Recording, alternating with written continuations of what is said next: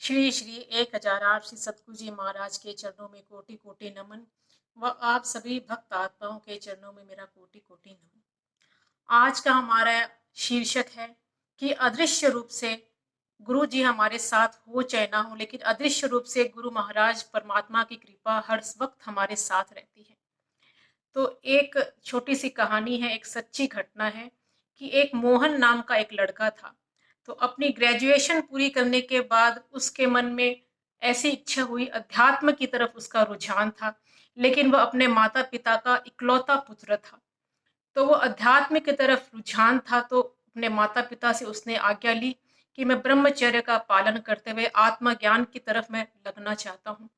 पिता ने आज्ञा दे दी पुत्र की इच्छा जानते हुए, और वह मोहन केरला में एक आश्रम में, अपने गुरु के आश्रम में आ गया और ब्रह्मचर्य का पालन करते हुए आत्मज्ञान की तरफ वो अग्रसर हुआ। लेकिन 2 साल उसने वहां पर समय निकाला। 2 साल के बाद उसके मन में ऐसी दुविधा सी आने लगी कि मैं अपने माता पिता का इकलौता पुत्र हूँ, तो कहीं मैं अपने कर्तव्य में, माता पिता के प्रति मेरा जो कर्तव्य होना चाहिए उसमें कभी मैं कमी तो नहीं रख रहा, कहीं मैं पीछे तो नहीं हट रहा।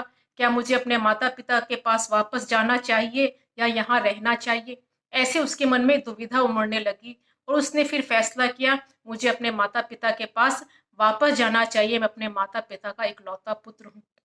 और ऐसा जब उसने निश्चय कर लिया, तो वहाँ आश्रम के स्वामी के पास गया और अपनी सारी बात बताई। तो स्वामी जी ने कहा कि ठीक है, तुम जाना चाहते हो तो जाओ।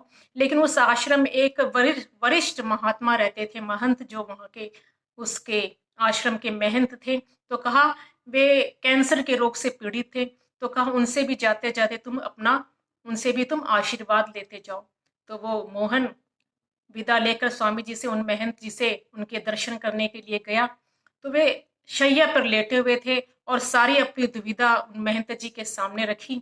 और महंत जी ने कहा कि तुम इतनी ईमानदारी से इस मार्ग में लगे हुए, एक दिन तुम्हारी परमात्मा जो है तुम्हारी इस दुविधा को जरूर दूर करेंगे। ऐसा उन्हें आशीर्वाद दिया और वो मोहन वहां से विदा हो लिया। उसके बाद 6 महीने के बाद ऐसा देखा गया कि महंत जी का देहावसान हो गया। और वहाँ के स्वामी जी ने उनकी जीवनी पर एक पुस्तक लिखी और उसका प्रकाशन किया, और वह पुस्तक मोहन को भी मिली और मोहन ने वो पुस्तक बड़ी लगन के साथ पढ़ी। तो पुस्तक पढ़ते पढ़ते उसने, मोहन ने क्या देखा कि जो दुविधा उसके जीवन में है, वही दुविधा एक वक्त ऐसा था कि वही दुविधा उस महंत जी के जीवन में भी थी। उसने क्या देखा, जब पन्ने उलटते उलटते देखा कि एक घटना महंत जी के जीवन में घटी कि, और वो दुविधा भी वैसी ही थी जैसे मोहन के जीवन में थी। महंत जी जो थे वो भी अपने माता पिता के इकलौते पुत्र थे। उनका भी अध्यात्म की तरफ रुझान था और वे बुढ़ापे की संतान थे जब माता पिता की उम्र 45 वर्ष की थी, जब उनका इस दुनिया में आगमन हुआ था। और उनके मन में भी यही दुविधा थी कि मैं अपने माता पिता के पास रहूं या ब्रह्मचर्य का पालन करूं, अध्यात्म की तरफ मार्ग में लगूं, घर छोड़ूं या ना छोड़ूं। तभी उस उनके जीवन में क्या चमत्कार हुआ, उनको ऐसा महसूस हुआ कि वे एक ऐसी आवाज सुन रहे हैं कि, कहा कि उनके मन, ऐसे कानों में उनकी ऐसी आवाज आने लगी कि कोई ऐसा कह रहा है कि एक साधक के लिए अध्यात्म की तरफ लगने से ज्यादा, आत्मज्ञान की तरफ लगने से ज्यादा, परम पद को पाने से ज्यादा और उसके लिए कोई, उससे बड़ा उसके लिए और कोई कर्तव्य नहीं है। जब ऐसी आवाज उन महंत जी ने सुनी तो उन्होंने फैसला कर लिया कि मुझे घर छोड़ के जाना चाहिए और सबसे पहले आत्मज्ञान की तरफ मुझे लगना चाहिए। और जब मोहन ने ये बात पढ़ी तो वह बड़ा प्रसन्न हुआ, जो उसके मन में जो दुविधा उठ रही थी वह दूर हो गई। और बार बार पन्ने पलट पलट कर उसने ये बात पढ़ी और उसने जो है वो अंडरलाइन भी, पूरी बात जो थी, पूरी घटना जो थी वो पूरी अंडरलाइन कर दी और उनकी दुविधा दूर हो गई। दुविधा दूर होते ही उसने फिर से फैसला किया कि मैं फिर से आश्रम जाऊंगा और अपने रास्ते पर, साधना के पथ पर आगे बढ़ूंगा। और जब ऐसा फैसला किया, माता पिता से अनुमति ली और वो भी निकल गया, क्योंकि उन्होंने पढ़ा था कि महंत जी के जीवन में भी यही घटना घटी थी। उन्होंने ऐसी आकाशवाणी में ऐसी बात सुनी थी कि तुम 45 वर्ष के बाद इस दुनिया में आए हो और 45 वर्ष तक तुम्हारे माता पिता को कौन संभाल रहा था। अगर तुम्हें कुछ हो जाए तो तुम्हारे जाने के बाद माता पिता को कौन संभालेगा? तो जो तब संभाल रहा था वो आगे भी संभालेगा। तो उसकी भी दुविधा दूर हो गई कि माता पिता को मेरे आने से पहले जो संभाल रहा था वो अब भी संभालेगा। और वो माता पिता से आज्ञा लेकर वापस से उस आश्रम की तरफ निकल पड़े और सारी घटना बताई कि इस पुस्तक के पढ़ने से मेरी दुविधा कैसे दूर हो गई। तो लेकिन स्वामी जी ने सारी बात सुनी तो स्वामी जी ने कहा कि हो सकता है कि महंत जी के जीवन में भी ऐसी कोई घटना घटित हुई हो, लेकिन मैंने तो ऐसी कोई बात उस पुस्तक में प्रकाशित नहीं करी। मोहन भी अचंभित रह गया कि भाई मैंने तो बार बार उसको पन्ने पलट पलट कर ये वाली घटना पढ़ी है और मैंने उसको सारी घटना को अंडरलाइन भी किया है। तो स्वामी जी भी चकित रह गए, बोले ऐसी कोई बात तो मैंने उस पुस्तक में प्रकाशित नहीं की। और झट से जो वो मोहन है वो अपने बस्ते से निकाल कर वो किताब निकालता है और दिखाता है, और वो बार बार किताब को पन्ने उलट पलट कर देखता है, लेकिन ना तो वो कोई प्रसंग दिखा उसको पुस्तक में, ना कोई अंडरलाइन करा हुआ कोई मैटर जो है उसको बुक में देखा। तो वो मोहन समझ गया कि गुरु महाराज जी का आशीर्वाद है। गुरु महाराज जी ने आशीर्वाद दिया था कि एक दिन परमात्मा तुम्हारी इस दुविधा को दूर करेंगे, और वो बड़ा ही उसका हृदय द्रवित हो गया कि गुरु महाराज जी के आशीर्वाद से जो है मेरी ये दुविधा दूर हुई है।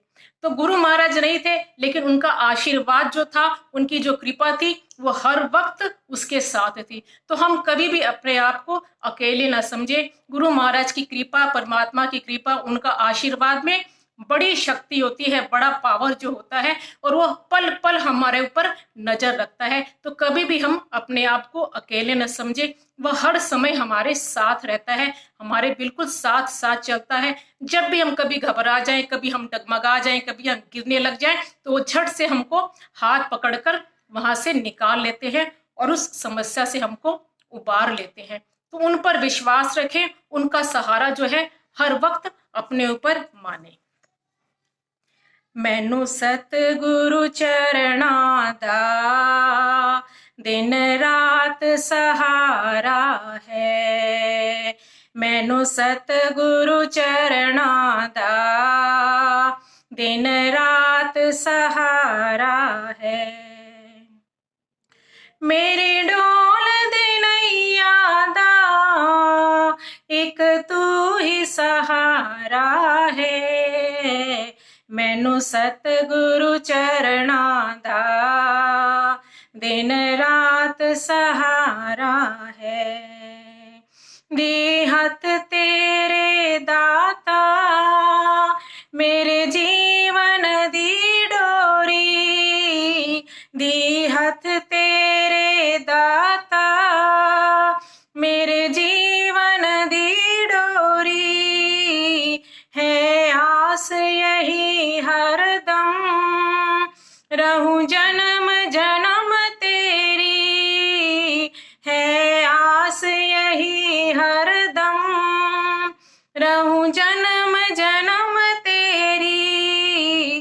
तूने आ मैंने मनिया दा एक तू ही सहारा है। तूने आ मैंने मनिया दा एक तू ही सहारा है।